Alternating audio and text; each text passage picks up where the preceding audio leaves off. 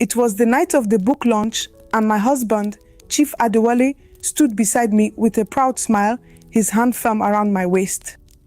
The hall was alive with chatter, clinking glasses, and the scent of expensive perfume. But my heart wasn't with the celebration. It was across the room where Toby stood, his eyes locked on mine in a way that made my pulse race. The night had been perfect on the surface. My latest book was a success, and Chief had spared no expense to ensure I was celebrated. Yet, as people congratulated me, their voices faded into the background. All I could hear was Toby's low laughter and the way his voice echoed when he read my manuscript late at night. I didn't plan for this to happen. God knows I didn't. But how do you explain a feeling that sneaks up on you when you least expect it? It started innocently, or at least I told myself it did. Toby, I said one afternoon months before handing him the first draft of my book. I trust you'll be honest with this. Always, he replied, his smile warm. He was thorough with my work, pointing out flaws with a kindness that made me want to do better. Every session we spent together, bent over pages and laughing at my character's mistakes, chipped away at my defenses. But this was different.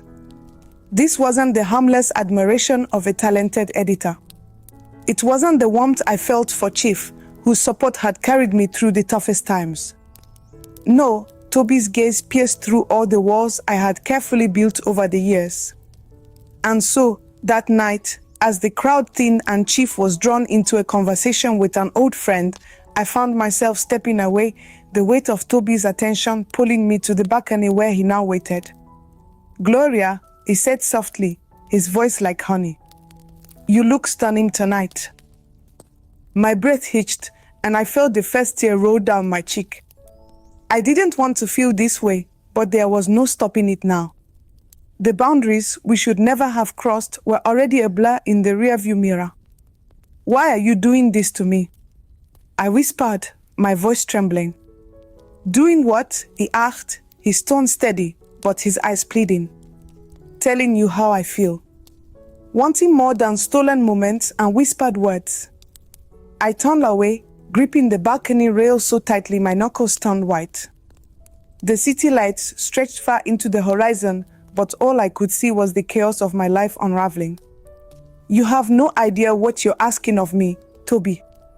This," I gestured between us, "is impossible." "But it's already happening," he said, stepping closer, his presence enveloping me like a warm blanket on a cold night. The air was thick with tension, and for a moment, the world outside ceased to exist. There was only Toby, his voice, his touch, and the storm brewing in my heart. And as his hand brushed mine, 1,000 thoughts raced through my mind, thoughts of Chief, of my marriage, of the life we'd built. But in that moment, none of it mattered. I turned to face him, tears in my eyes, and whispered the words I'd been too afraid to admit even to myself. "Toby, I think I'm falling for you." And just like that, the world as I knew it shifted forever. The moment those words left my lips, it felt like the air around us thickened, wrapping us in a cocoon where only Toby and I existed. His expression softened, but there was a fire in his eyes, one I had never seen before, not even in my younger days. "Gloria," he whispered, stepping closer until there was barely any space between us. "You don't know what it means to hear you say that." I should have walked away.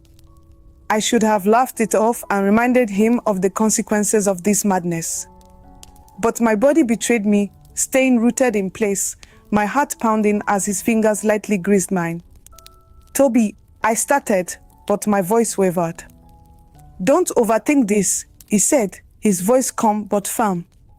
"We both know what we feel. Why fight it?" His words hit me like a wave, breaking down the last bit of resistance I had. All the justifications, the excuses, the walls I had built, they crumbled under the weight of this connection I couldn't explain. I wasn't just his stepmother. I wasn't just Chief's wife. I was Gloria, a woman who had lived her life for others for far too long. The door to the balcony creaked open, and we both turned sharply. My heart nearly stopped when I saw Chief's silhouette standing in the doorway. My breath caught, but he wasn't looking at us. He was on his phone, barking orders at someone. Toby and I exchanged a glance. His hand brushed mine one last time before he turned and casually walked back into the hall, his composure unshaken. I stayed there, trying to calm the storm raging inside me. That night, I barely slept. Chief snored beside me, oblivious to the chaos in my head. Memories of Toby flashed before me, his laugh, the way he leaned in when he was explaining something, his quiet confidence. I was torn between two worlds. On one hand, there was Chief, who had given me so much. He believed in my dreams when I didn't.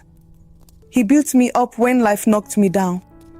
And yet, his love had grown predictable, routine, like a sound I had heard one too many times. On the other hand, there was Toby. Young, vibrant, full of life and passion. He reminded me of the woman I used to be before life made me cautious, before I started living for everyone but myself. The next day, I told myself I would end whatever this was. I would distance myself from Toby and focus on my marriage. But when I walked into the study to work on the final edits of my manuscript, there he was. He was seated at the table, flipping through my pages with a small smile on his face. The sunlight streaming through the window highlighted his features, making him look almost angelic. "Good morning," he said, looking up at me. "Toby," I said cautiously, closing the door behind me. "We need to talk." "I know," he replied, leaning back in his chair. "But first, I need to show you something." He reached into his bag and pulled out a folder. "I stayed up all night working on this," he said, sliding it across the table to me. I opened it, my curiosity piqued. Inside were notes, suggestions, and a revised version of the ending for my book.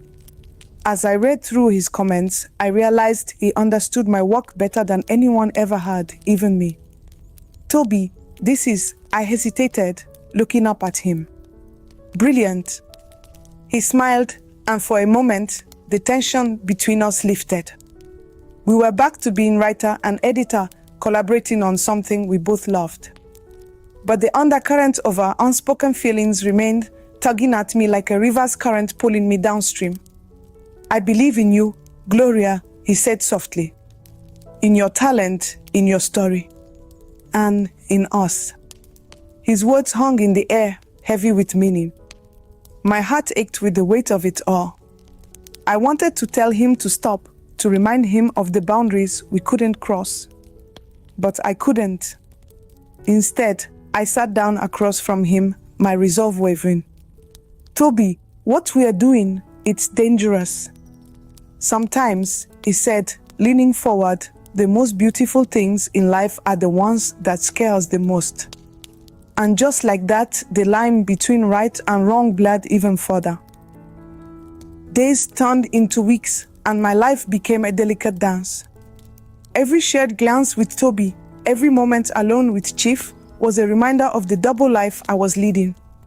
It felt like standing on the edge of a cliff, knowing a single misstep could send everything I had worked for crashing down. But Toby was relentless. His quiet confidence, his ability to read me like the pages of one of my books, made it impossible to ignore him. He didn't pressure me, but his presence was magnetic. And the more I tried to resist, the harder it became. One afternoon, as the harmattan breeze swept through the house, Toby found me in the study. Chief had gone to Abuja for a business meeting, leaving us alone for the weekend.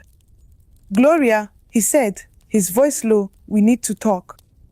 I turned to him, my heart racing. "Toby, this has to stop.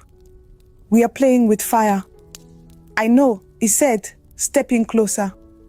"But tell me, when you're with Chief, does he look at you the way I do? Does he make you feel the way I do?" I opened my mouth to respond, but no words came out. The truth was too painful to admit even to myself. I can't do this to him, I said finally, my voice trembling.